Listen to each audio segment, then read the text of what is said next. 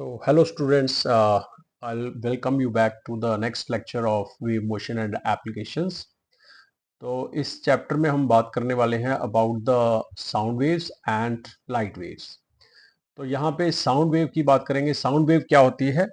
Sound wave एक form है energy की फॉर्म है विच हेल्प्स टू लिसन, जिससे हमें सुनाई देता है, उसको हम बोलते हैं साउंड वेव्स। अब साउंड प्रोड्यूस कैसे होती है? तो साउंड प्रोड्यूस होती है वाइब्रेशन से, वाइब्रेटिंग ऑफ बॉडी। जैसे हम ड्रम को हिट करते हैं बार बार स्टिक के साथ तो ड्रम आवाज करता है, बिकॉज वाइब्रेशन हो रहा है ड्रम का। इसी तरह से तार को अगर हम टच करते हैं उसमें वाइब्रेशंस होती हैं। इवन हमारे गले के अंदर वोकल कॉर्ड्स होती हैं, तो जिसके वाइब्रेशन से हमारी साउंड आती है। तो साउंड के लिए जरूरी है वाइब्रेशंस। अब कौन कौन सी कैरेक्टरिस्टिक्स हैं साउंड वेव की? तो सबसे पहले साउंड वेव की एक इंपॉर्टेंट कैरेक्टरिस्टिक है कि ये लॉन्गिट्यूडनल वेव्स हैं, और दूसरा ये मैकेनिकल भी हैं। तो लॉन्गिट्यूडनल का मतलब होता है, जैसे हमने लास्ट लेक्चर में समझा था, कि जो वाइब्रेशंस हैं इसकी पार्टिकल्स की, वो उसी डायरेक्शन में होती हैं जिस डायरेक्शन में वेव जाता है। तो वेव का डायरेक्शन, तो वेव के डायरेक्शन के अलोंग जो है इसकी वाइब्रेशंस होती हैं, तो इसलिए इसको बोलते हैं लॉन्गिट्यूडनल। अब मैकेनिकल क्यों बोलते हैं इसको? क्योंकि मैकेनिकल के लिए हमने बताया कि मैकेनिकल वेव्स वो हैं जिनको कोई मीडियम चाहिए, तो इनके लिए कोई ना कोई मीडियम जरूर चाहिए आपको, right? Sound wave can not travel without a medium. तो यहाँ पे जैसे नेक्स्ट पॉइंट है, can not travel in vacuum. Vacuum के अंदर जो साउंड है ट्रेवल नहीं करती। तो यहाँ से एक इंपॉर्टेंट क्वेश्चन बनता है कि speed of sound waves in vacuum कितना होगा? स्पीड साउंड वेव्स का वैक्यूम के अंदर, in vacuum will be equal to 0। तो इन वैक्यूम, वैक्यूम होता है यहाँ पे कोई एयर नहीं है, उसको वैक्यूम बोलते हैं। तो वैक्यूम के अंदर साउंड ट्रेवल नहीं करती, वैक्यूम के अंदर स्पीड है 0।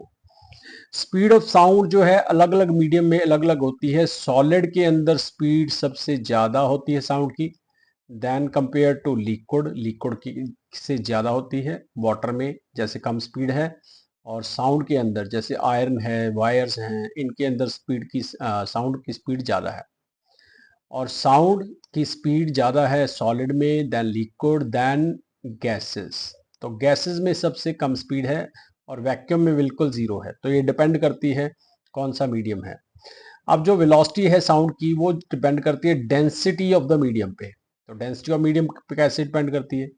जो स्पीड है वो इनवर्सली प्रोपोर्शनल टू डेंसिटी का स्क्वायर रूट होता है। इसका मतलब अगर डेंसिटी ज़्यादा है किसी मीडियम की, ये गैसेस के केस में ट्रू है, this is true in the form of gases.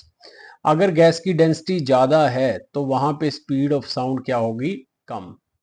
अगर डेंसिटी कम है तो स्पीड ऑफ साउंड ज़्यादा होगी।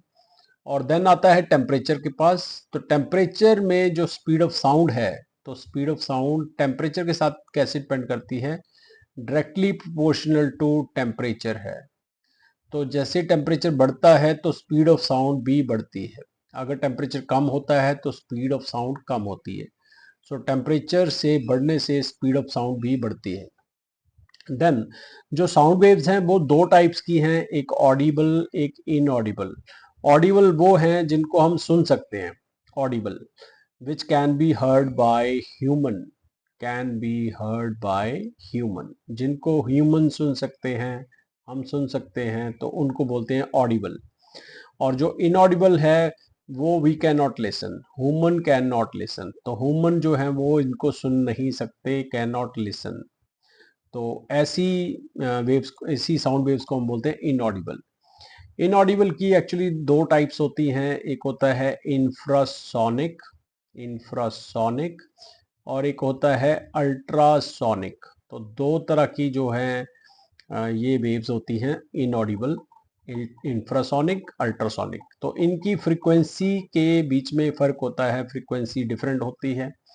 जो इंफ्रासोनिक है इसकी फ्रीक्वेंसी जो है वो लेस देन 20 हर्ट्ज होती है, और जो अल्ट्रासोनिक है उसकी फ्रीक्वेंसी ग्रेटर देन 20,000 हर्ट्ज या 20 किलो हर्ट्ज से ज़्यादा होती है।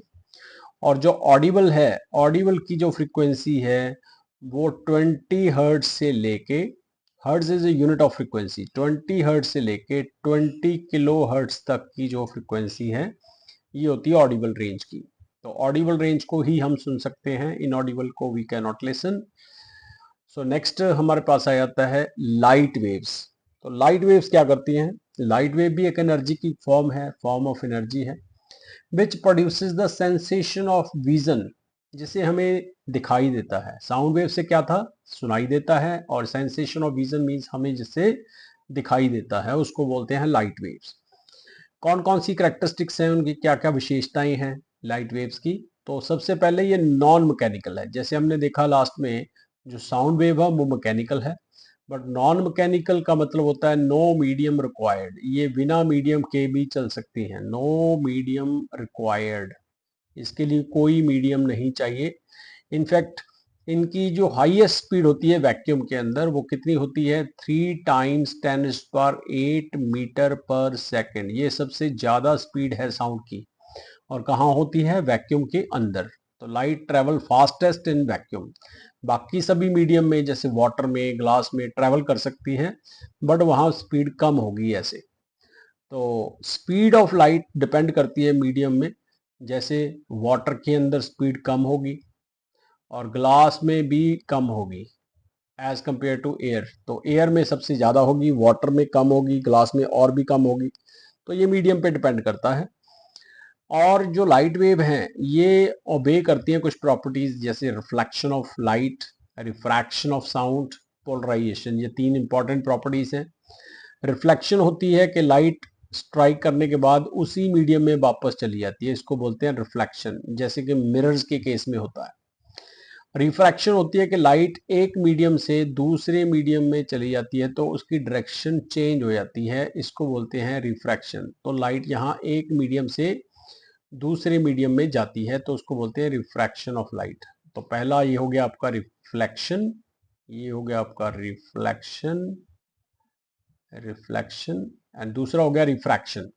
पोलराइजेशन क्या होती है? जो लाइट की वाइब्रेशंस हैं वो सभी डायरेक्शंस में, सभी प्लेन्स के अंदर हो रही हैं, वाइब्रेशंस ऑफ पार्टिकल्स। लेकिन जब हम इसको एक पर्टिकुलर सब्सटेंस से पास करते हैं, जिसको हम बोलते हैं पोलरॉइड, पोलराइड बोलते हैं इसको, इसको बोलते हैं पोलरॉइड। तो जब इसको पोलराइड के अंदर से पास करते हैं तो क्या होता है?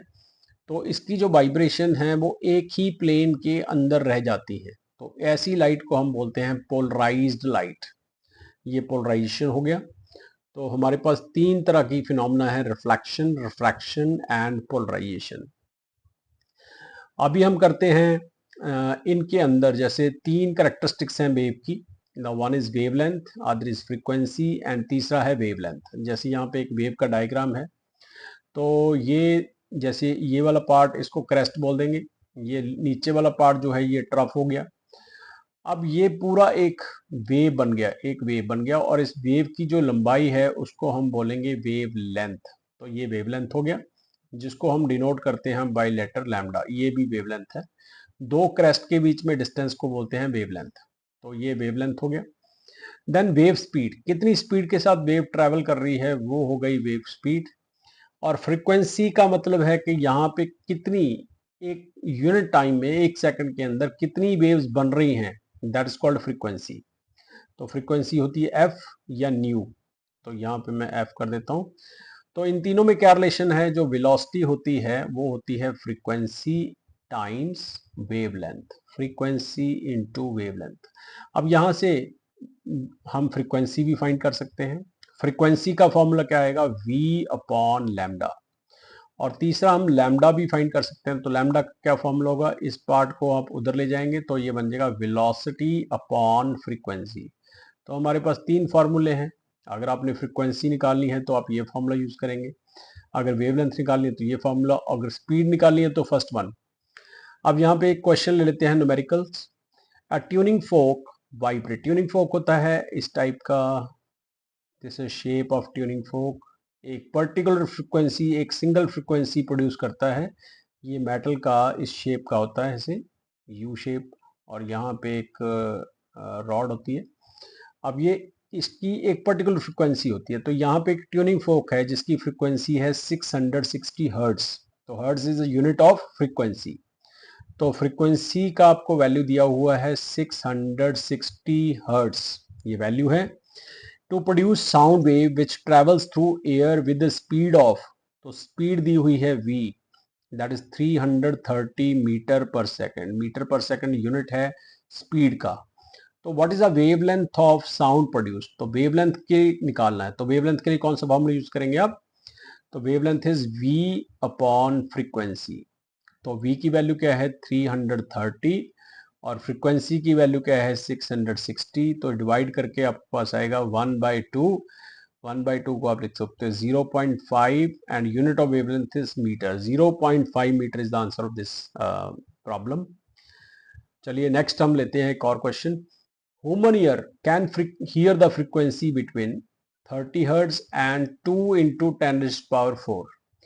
तो what wavelength correspond to these two frequencies, तो ये हमारे पास दो अलग अलग फ्रीक्वेंसी है, एक 30 हर्ट्ज और एक ये, और स्पीड ऑफ साउंड जो है वो 330 मीटर पर सेकंड है।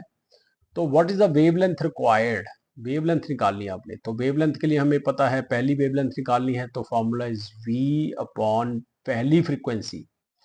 दूसरी वेवलेंथ निकालनी है क्योंकि हर एक फ्रीक्वेंसी की एक वेवलेंथ होती है, तो दूसरी वेवलेंथ निकालनी है तो फॉर्मूला यूज करेंगे हम v अपॉन फ्रीक्वेंसी 2। तो v upon frequency v 330 and frequency पहली फ्रीक्वेंसी जो है 30 है, डिवाइड करेंगे तो क्या आंसर आएगा हमारा 11 मीटर। तो 11 मीटर की वेवलेंथ होती है, अगर फ्रीक्वेंसी कम होगी तो वेवलेंथ ज़्यादा होगी। दूसरे केस में हम देखते हैं, वेलोसिटी दी हुई है 330 और फ्रीक्वेंसी आपको दिया हुआ है 2 × 10⁴। इसको कैसे सॉल्व करेंगे, तो 2 से डिवाइड करेंगे तो ये हमारे पास आएगा 1 एंड 165 आ जाएगा। तो इसको लिखेंगे 165 टाइम्स 10⁻, ये पावर ऊपर ले जाएंगे तो ये -4 बन जाएगा।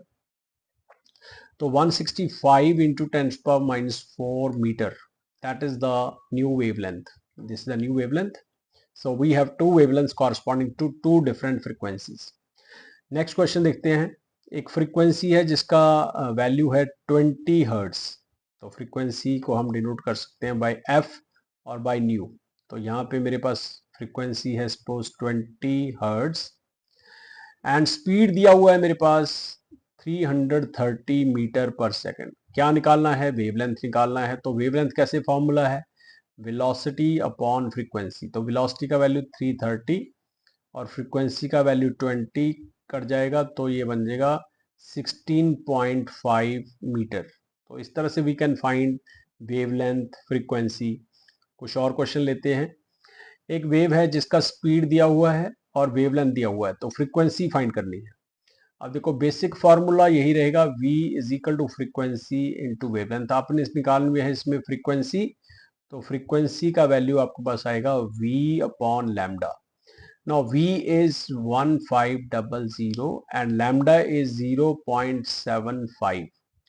ये पॉइंट कट के इधर 100 हो जाएगा, so now you can cancel it out. So ये 75 कट जाएगा सीधा 2 से, तो ये बन जाएगा 2000 हर्ट्स। इसको कैंसिल करके 2000 हर्ट्स रिजल्ट आ जाएगा। A wave has a frequency of 10 hertz, ये फ्रीक्वेंसी इसमें दिया हुआ है 10 हर्ट्स, वेवलेंथ दिया हुआ है 2 मीटर। फाइंड करना है हमने स्पीड, तो स्पीड के लिए सीधा फॉर्मूला है फ्रीक्वेंसी टाइम्स वेवलेंथ। तो फ्रीक्वेंसी की वैल्यू है 10 और लैम्डा की वैल्यू है 2, मल्टीप्लाई करेंगे 20, क्या आ जाएगा मीटर पर सेकंड, बिकॉज स्पीड का यूनिट होता है मीटर पर सेकंड। नेक्स्ट हमें दिया हुआ है ए वेव ट्रेवल्स एट 343 मीटर पर सेकंड और ये फ्रीक्वेंसी है। तो ये क्या चीज है, तो ये मीटर पर सेकंड है, तो इसका मतलब ये स्पीड है। तो स्पीड का वैल्यू है 343 मीटर पर सेकंड और फ्रीक्वेंसी आपको दिया हुआ है 500 हर्ट्स। तो निकालना क्या आपने, वेवलेंथ। तो वेवलेंथ का फॉर्मूला क्या होता है, वेलोसिटी अपॉन फ्रीक्वेंसी। तो वेलोसिटी की वैल्यू है 343 एंड फ्रीक्वेंसी की वैल्यू है 500। तो इसको डिवाइड करने से आपका ये रिजल्ट आ जाएगा इन मीटर। तो जो भी इसका रिजल्ट आएगा that will be in metre. So I hope you have understood all these methods, questions and concepts. So thank you very much for watching. Thanks for watching. Thank you.